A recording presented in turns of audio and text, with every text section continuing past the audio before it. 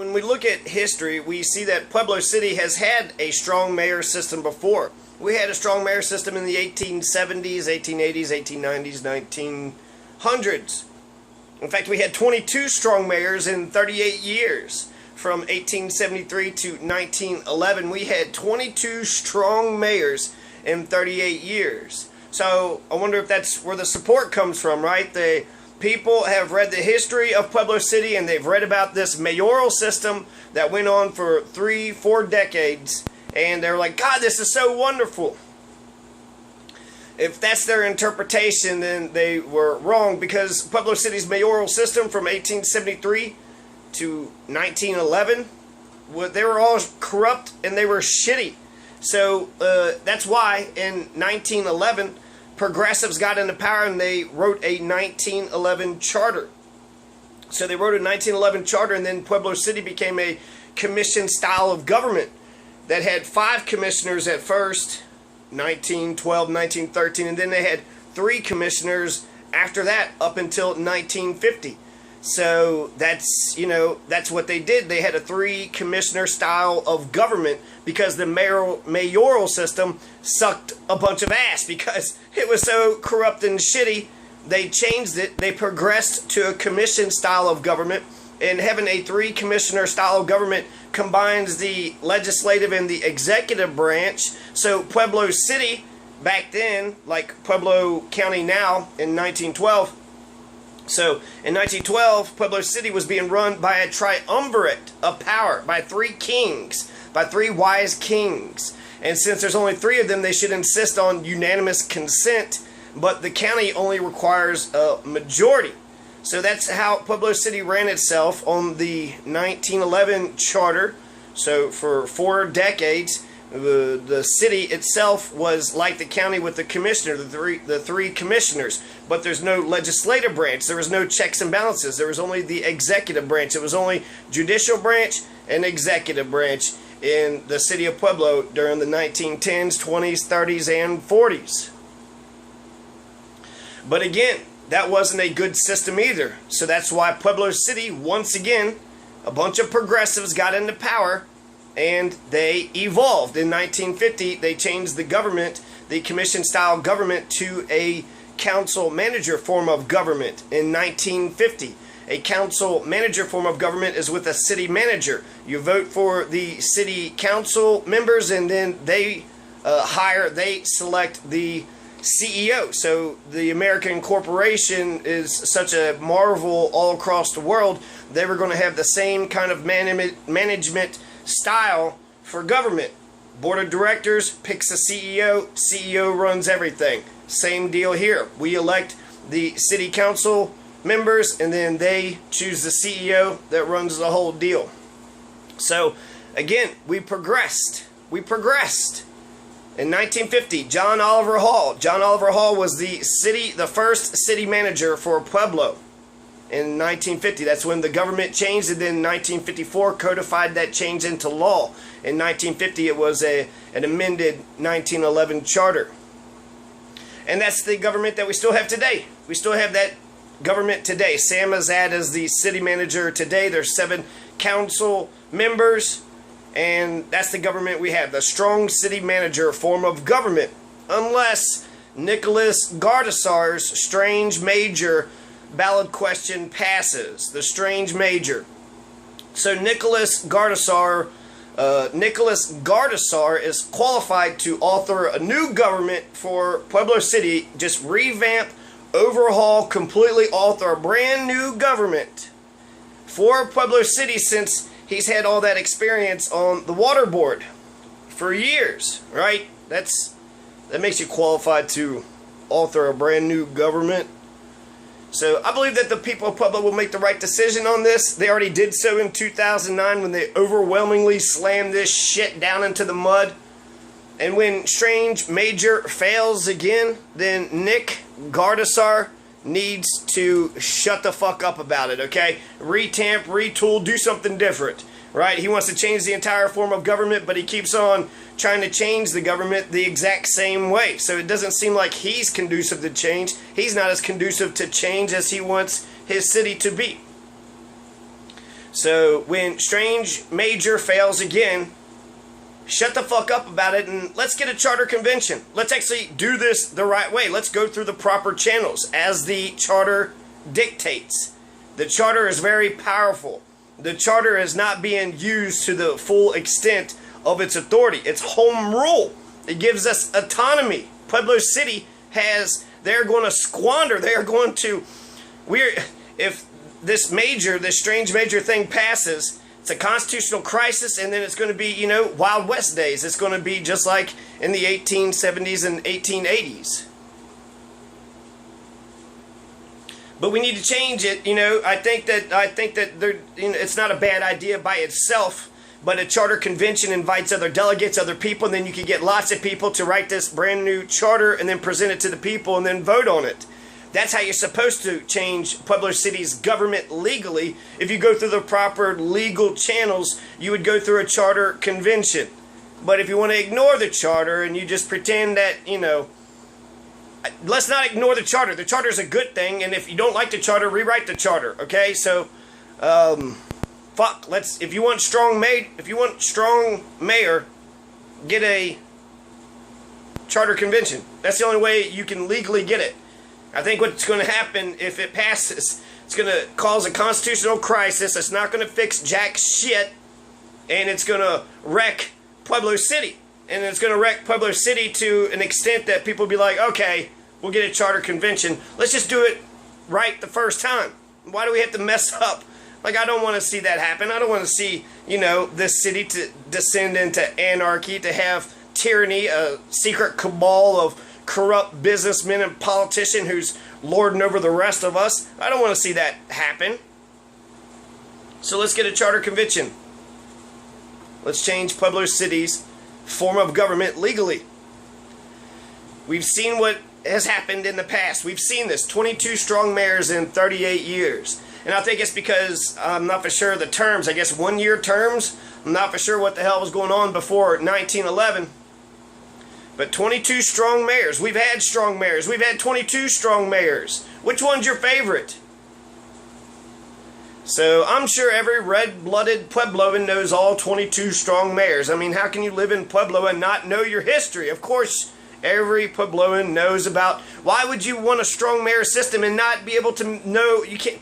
Can you mention one strong mayor? Just name one strong mayor in the entire history of Pueblo City.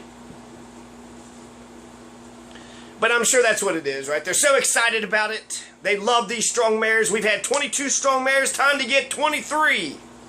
Right?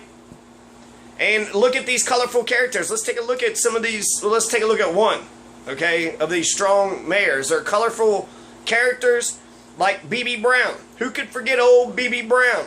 That old corrupt fucking clown. Old B.B. Brown the clown made Pueblo City so sad that we the people about drowned in frowns. 1903 to 1904 were some tough years. That's when old Benjamin B. Brown, old B.B. Brown was mayor.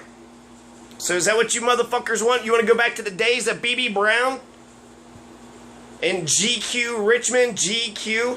Is that, you think that's actually Gentleman's Quarterly? GQ Richmond, huh? 1881, mayor of Pueblo City. GQ Richmond. 1885, mayor of Pueblo City. T.G. McCarthy. 1891 to 1892, mayor of Pueblo City. W.B. Hamilton. A.T. King. 1895 to 1896, mayor of Pueblo City.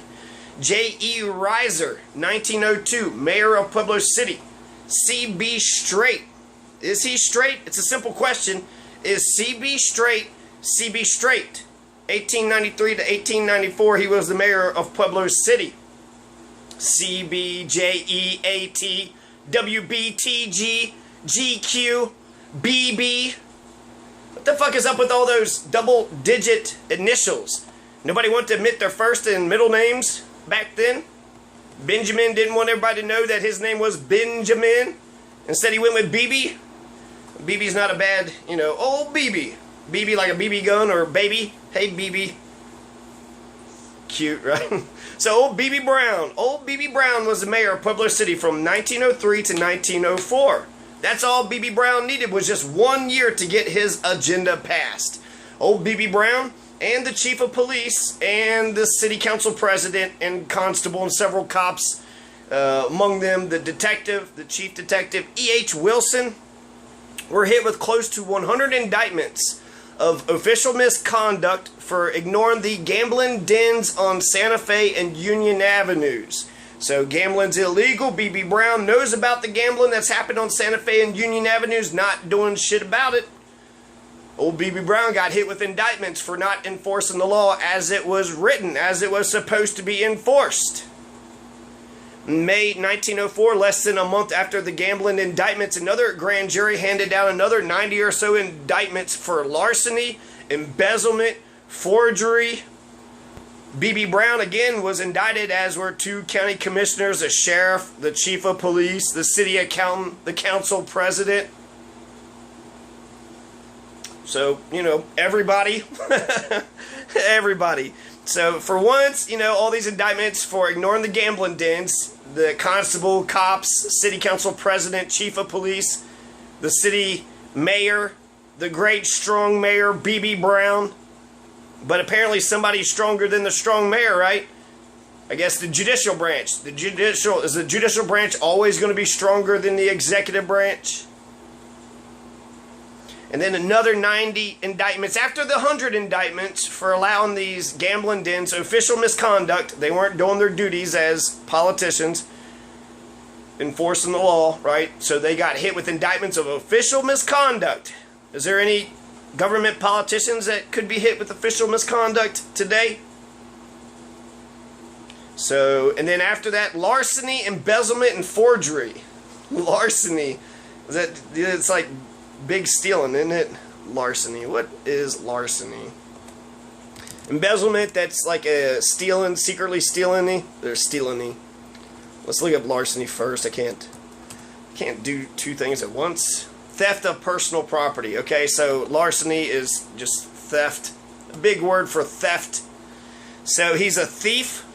He's being indicted, right? He's innocent until proven guilty. But embezzlement, that's stealing, forgery, is dishonest. So he's a fucking thief. B.B. Brown was a thief. He was indicted. 2 county commissioners, a sheriff, chief of police, city council, or a city accountant, the council president again. So the chief of police again, the council president again. And yeah, so that was everybody, including E.H. Wilson, which is a police officer, which is hard to fathom that a police officer could ever be a corrupt cop. E.H. Wilson, I know he's a man, and that means he's, you know, fallible. To err is human. But I always thought once you put the uniform and the badge on, that prevents you from ever being corrupt. That prevents you from hurting people and stealing and robbing and, you know. I don't know. Maybe checks and balances would do that. Maybe we can listen to the rule of law, abide by the principles of democracy. Maybe we could treat each other nicer too, right? Yeah. Living in fairy tale land here. City Detective E.H. Wilson was acquitted on the 3rd instance. INST dot institution. I don't know. So the Detective E.H. Wilson, he's acquitted in the district court at Pueblo on a charge of embezzlement. So he got away with that one, E.H. Wilson, right? The buddy of B.B. Old B.B. Brown. Old B.B. Brown. So the case was not allowed to go to the jury. The prosecuting witness, Lewis Wolf, refused to testify against the defendant at the conclusion of the examination by the district attorney. B.B. Napier III. That's who the district attorney was, B.B. Napier III. And then Judge Lewis instructed the jury to return a verdict of not guilty and fine the witness $100 for contempt of court. So Lewis Wolf, what a total cunt. Lewis Wolf was going to testify against E.H. Wilson, gets to the court, and then doesn't say a word, right? Embarrasses the judge, embarrasses the district attorney. So they're like, well, fuck, we don't have a witness that's going to say anything, so not guilty to the fucking culprit, and then the witness got $1,000 or $100 fine for contempt of court. Lewis Wolf. I don't know what happened, Lewis Wolf, but Lewis Wolf punked out. Turned into a total cunt. Could not stand up to E.H. Wilson. After that case, 3 cases against E.H. Wilson remained to be tried. E.H. Wilson was indicted again in 1905 for voter fraud and intimidating witnesses. Oh, big shocker there. And then E.H. Wilson was found guilty on those charges that year. So, voter fraud, intimidating witnesses. This is some deep corrupt shit, right? This is about getting power. Who can get power, even if it means voter fraud, intimidating witnesses. E.H. Wilson, best buddies with old B.B. Brown. But, you know, in their defense, in B.B. Brown and E.H. Wilson's defense, it's only 200 indictments. What's that popular expression? Even a ham sandwich can be indicted, right? You can indict a ham sandwich. But can you? I mean, can you actually? You can't. I'd be very suspicious of a ham sandwich that was indicted. Like, wait a second here. I wouldn't be suspicious of the grand jury, but of that ham sandwich. That ham sandwich must have done some major shit. I mean, what in the fuck could a ham sandwich do in order to be indicted by 12 members of the grand jury, secretly convened by the county attorney so he could sway it? Oh, okay. Corruption. That's...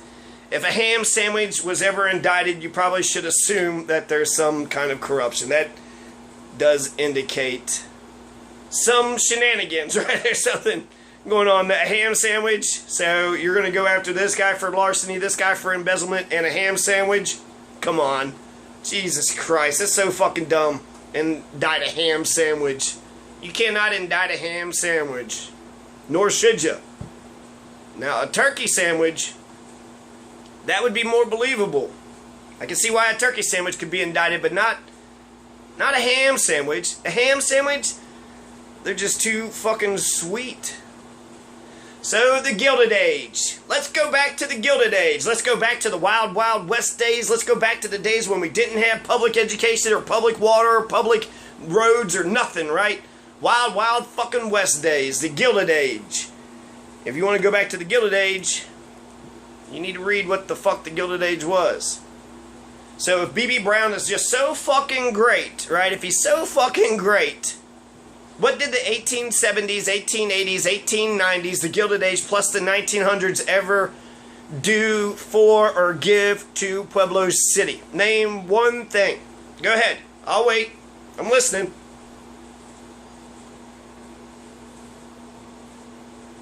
Yeah, exactly. It's what I fucking thought. You couldn't name one thing that the 1880s, the people of Pueblo in the 1880s did for us, okay? The 1950s got us I-25. The 1950s got us a bunch of elementary schools, including Franklin Elementary. Formerly Ben Franklin, now just Franklin, no more Ben. So elementary schools were being built in the 1950s. I-25, the airport, the golf course. Parks galore. The Parks and Rec department was consolidated. That's what the 1954 charter was able to do. Pueblo City got their shit together with the 1954 charter, and look, parks, schools, airports, interstates. It's not bad for a generation who were so terrified of just the idea of communism that they pissed and shit themselves if anybody ever showed any sympathy for it. So it's quite ironic that these anti-communist 1950s generation motherfuckers would publicly finance and construct so many public works projects. Anyways, the 1870s, 80s, 90s, and 1900s, the B.B. Browns of yester-century got us a bunch of panics. In 1873, 1893, and 1907, great fucking depressions. A panic is a depression. Depressions are panics. Herbert Hoover called the Great Panic of 1929 the Great Depression to fool the people into thinking that it wasn't as bad as it actually was. The people should have been panicking. I mean, it's a great fucking depression, so yeah, go ahead and panic. So Herbert Hoover cleverly, right, disguised a panic with the word depression, and we've been calling these things depressions ever since. So very clever, but his name is stuck to Hoovervilles, which would be the poor tent cities that were created because of this great panic, the Great Panic of 1929. So, 1873, Pueblo City gets a great fucking depression arising from shitty investments in railroads. Railroads try to invest some shit here, it didn't pan out, everybody's screwing everybody lose money, the poor people, they get fucked too, right? If the rich people are getting fucked, poor people are getting fucked just as much, if not more.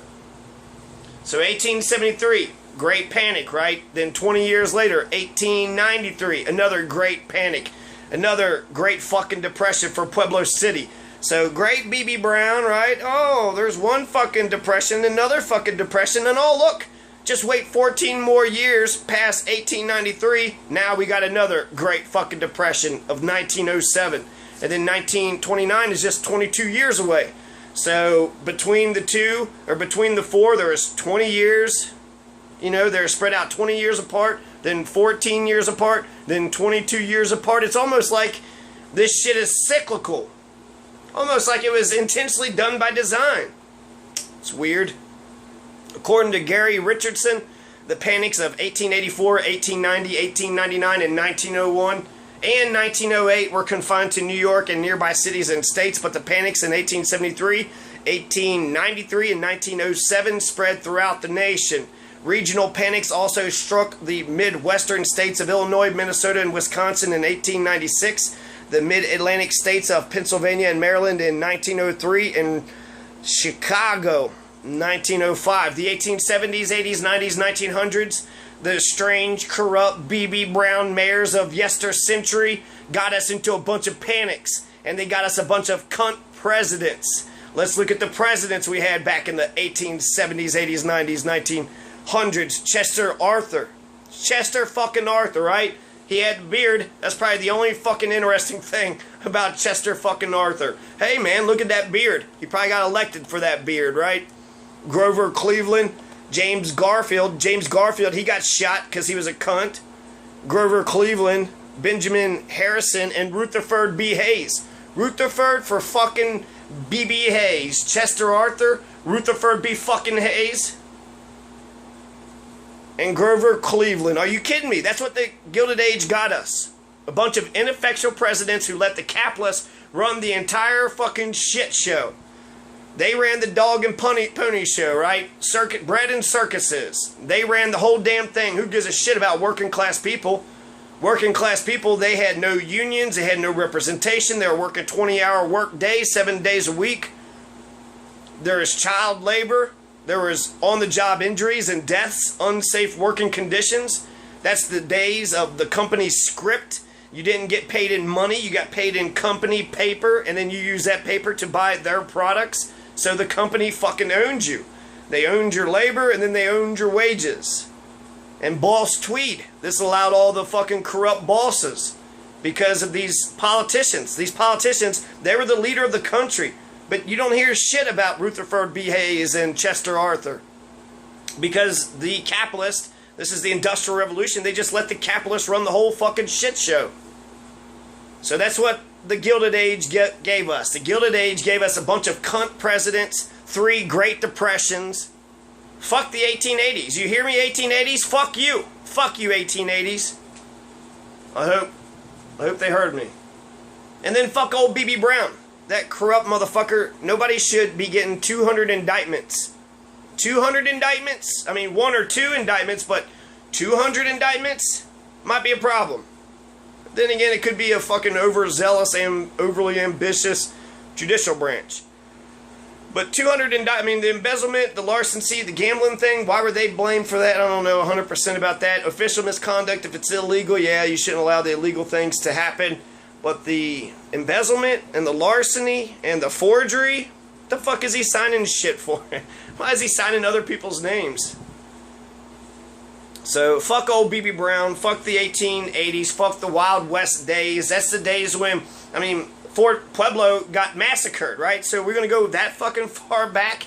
And, you know, that's 1870s. That's not even last century. That's the century before.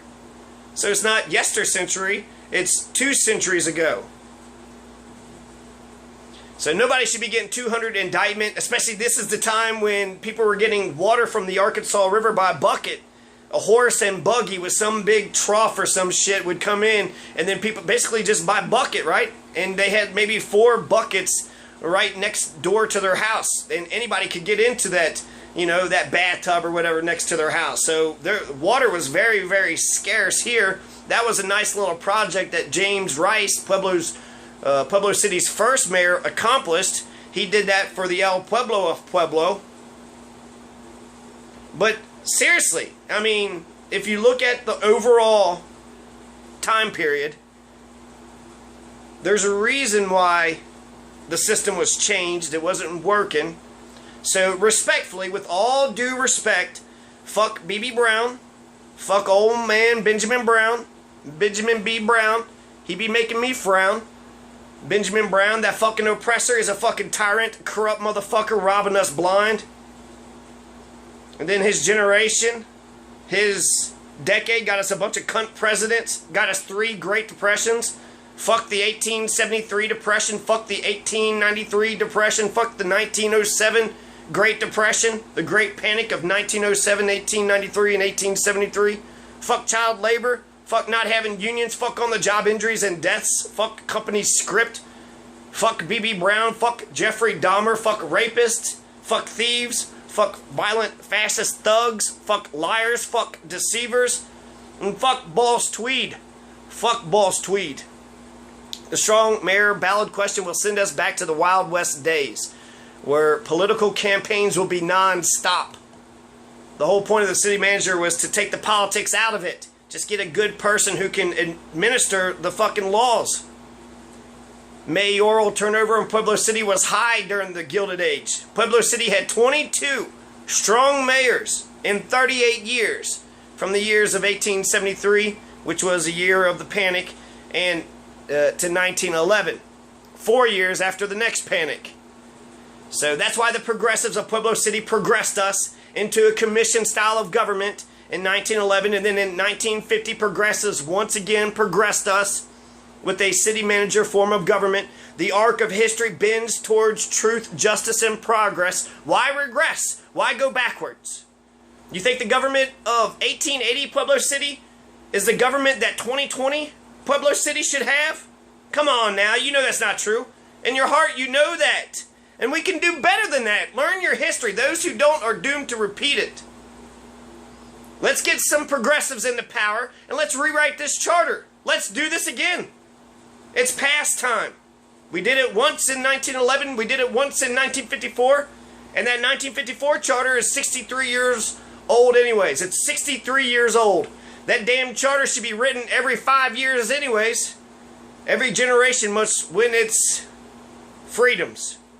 So every 5 years we should be rewriting a brand new charter. We're 58 years late. But it's better late than never. If you're walking down the wrong path, it's never too late to turn back around.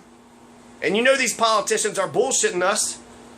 Pueblo City Mayor B.B. Brown, he didn't save us. B.B. Brown robbed us. B.B. Brown didn't save us, nor did the other corrupt 22 mayoral politicians. None of those strong mayors saved us. And nor will any future savior emerge. There's no such thing as a liberator. The people must save themselves. So let's keep on progressing. Let's get a charter convention now. I'm John Masters, Pueblo City, Pueblo County, Colorado, USA. Peace.